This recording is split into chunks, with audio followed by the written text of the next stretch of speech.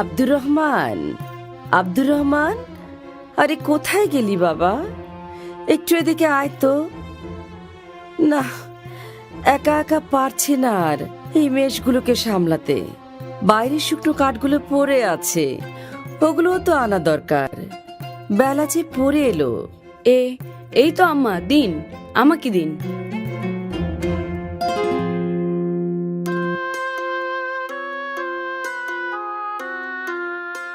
আম্মা, আপনি ভেতরে গিয়ে বিশ্রাম নিন, আমি সব সামলে নেব।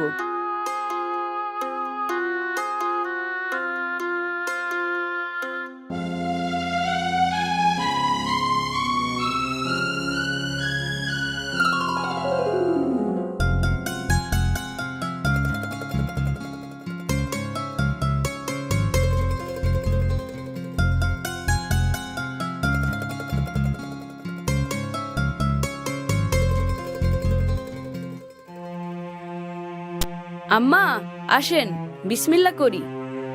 তুমি শুরু করো বাবা, আমার তেমন খিদে নেই।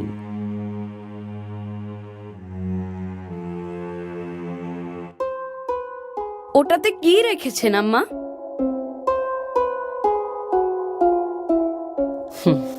রেখেছি আমার স্বপ্ন। স্বপ্নও কি সিন্ধুকে রাখা যায় নাকি?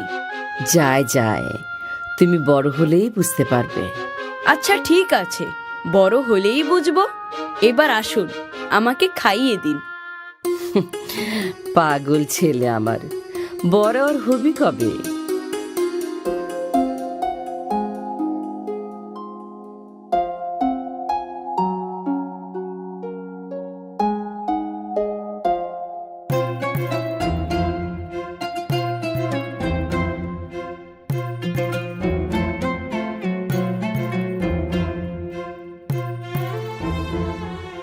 অমন করে কি দেখছো বাবা?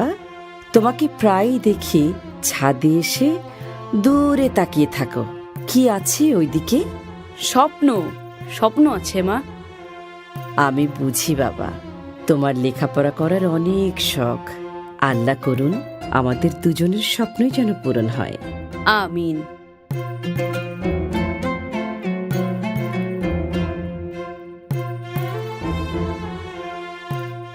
আম্মা, বাগদাদ কি অনেক দূরে?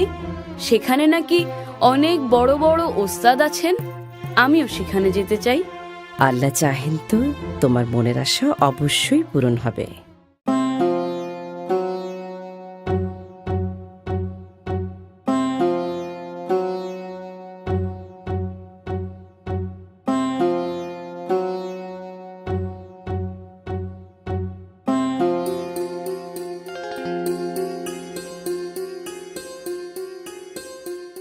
বড় মেহেরবানি আল্লাহর, আমাকে একটা সোনার ছেলে দান করেছেন। অন্য ছেলেরা যেখানে পড়াশোনাই করতে চায় না, সেখানে আমার আব্দুর রহমান কিনা।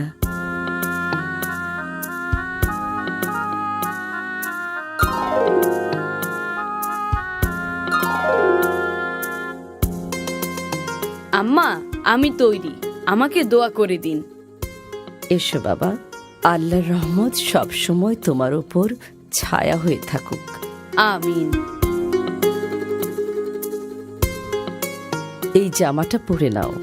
এর আস্তিনের নিচে 40টি স্বর্ণমুদ্রা সেলাই করে দিয়েছি। আল্লাহ এইটুকু তৌফিকই দিয়েছেন, সাবধানে রেখো। অনেক শুকরিয়া আম্মা। আর হ্যাঁ, আমার শরীরটা ভালো যাচ্ছে না।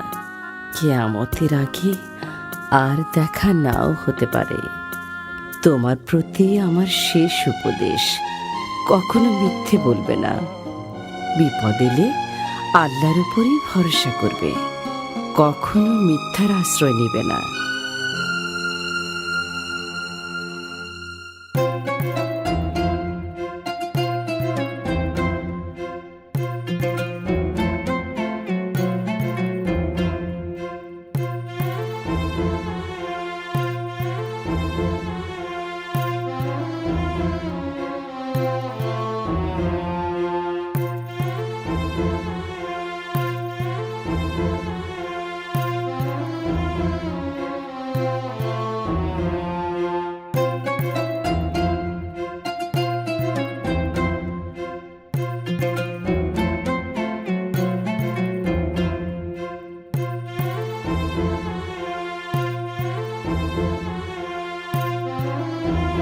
সবাই তো মনে হয় আরাম করে ঘুমাচ্ছে। এই কেউ নড়বি না, যাচ্ছে বের করে দে, না হলে ঘাট থেকে মাথা আলাদা করে দেবো। ওরে বাপরে, এই নাও আমার সবকিছু এখানে। ওরে বাবা রে, ডাকাত ডাকাত ডাকাত! এই ছেলে, কোথা থেকে আসছো তুমি? হ্যাঁ, সবাই তোমারে থুয়ে পালাইয়া গেল। বিদেশ কাদের সাথে যাচ্ছ তুমি? গিয়ে কি করবা?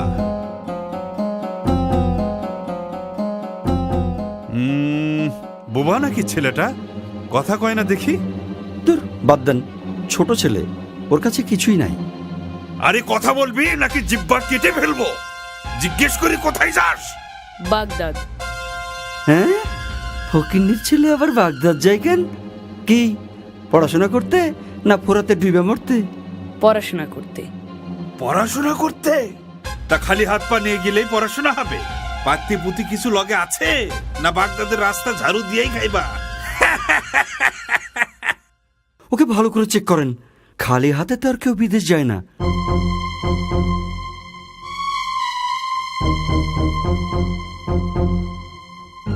না, এর কাছে দেখে আসলেই কিছু নাই। বুঝছি, আসলেই ফকন্নির ছেলে।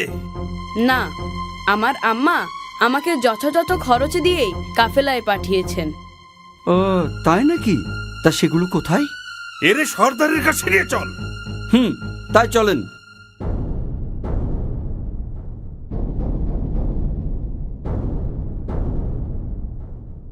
সর্দার, এই পোলা নাকি বাগদাদ যায় পড়াশোনা করতে, কিন্তু ওর কাছে কিছুই পাই নাই। হয়তো কিছুই নাই, বড়দের সঙ্গে যাচ্ছিল। আছে ওস্তাদ, আছে। ও নিজে বলছে ওর কাছে অনেকগুলো স্বর্ণমুদ্রা আছে।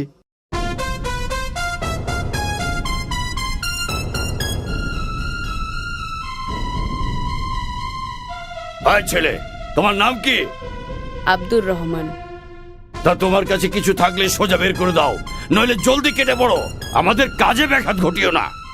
জি, আমার বগলের নিচে জামার সঙ্গে সেলাই করা থলেতে স্বর্ণমুদ্রাগুলো আছে।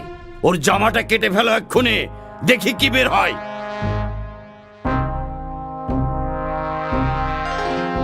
পেয়েছি সর্দার, 40টা খাঁটি স্বর্ণের মুদ্রা।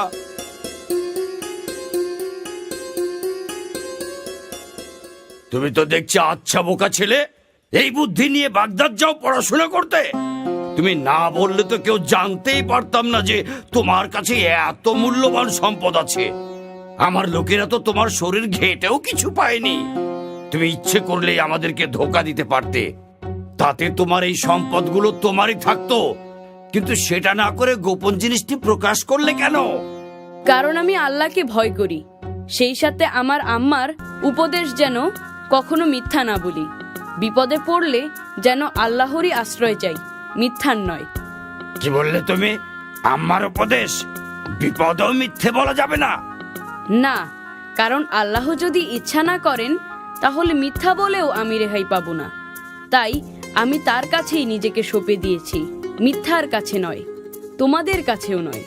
আর আমাদের নবী বলেছেন, মিথ্যা হলো সকল গুনার মা। মিথ্যাবাদীকে আল্লাহ কখনো ভালোবাসেন না। সামান্য এক বাক্য মিথ্যায় তুমি তোমার কষ্টের জমানো সম্পদটুকু রক্ষা করতে পারতে। আমি বরং তার চেয়ে বড় সম্পদ রক্ষা করেছি, সেটি হলো সত্য, মহান আল্লাহর হুকুম আর আমার মায়ের উপদেশ। স্বর্ণমুদ্রার জন্য আমার কোনো আফসোস নেই। সত্যের চর্চায় এতটাই নির্ভীক এই বালক, এই সাহস, এই ভরসা সে কোথা থেকে পেল? কত বড় সাহস! সর্দারের মুখে মুখে কথা! তোর ঘাড় থেকে মাথাটা নামিয়ে দেবো আজ। থামো! কাল কিয়ামতে মহান রবের সামনে আমাকে মিথ্যাবাদী হিসেবে দাঁড়াতে হবে না। এর চেয়ে খুশির সংবাদ আর কি হতে পারে? এই বালক মায়ের কথার অবাধ্য হচ্ছে না, আর আমি আল্লাহর অবাধ্যতাকে পেশা বানিয়ে নিয়েছি। হায় খোদা, কি হবে আমার পরিণতি? আমাকেও তো একদিন মরতে হবে। কাল কিয়ামতে আল্লাহ যখন জিজ্ঞেস করবেন দুনিয়াতে আমাকে লুটপাট করার জন্য পাঠানো হয়েছিল কিনা, তখন আমি কি জবাব দেব? আমাকে তুমি ক্ষমা করে দাও বাবা। ক্ষমা করে দাও। আজ তুমি আমার চোখ খুলে দিয়েছো। কত শত মানুষকে আমি লুণ্ঠন করেছি, তাদেরকে পথে বসিয়েছি, পদে পদে আল্লাহর হুকুমের অবাধ্য হয়েছি। তুমি আমাকে সঠিক পথে তুলে দাও। সঠিক পথে তুলে নেবেন আল্লাহ, ক্ষমাও করবেন আল্লাহ। আপনি শুধু তার কাছে তওবা করুন আর প্রতিজ্ঞা করুন যে ভবিষ্যতে কোনো দিন আল্লাহর অবাধ্য হবেন না, ডাকাতি করবেন না, লুটতরাজ করবেন না। এই আমি তওবা করছি, আর কোনোদিন পাপ কাজে নিজেকে নিয়োজিত করব না।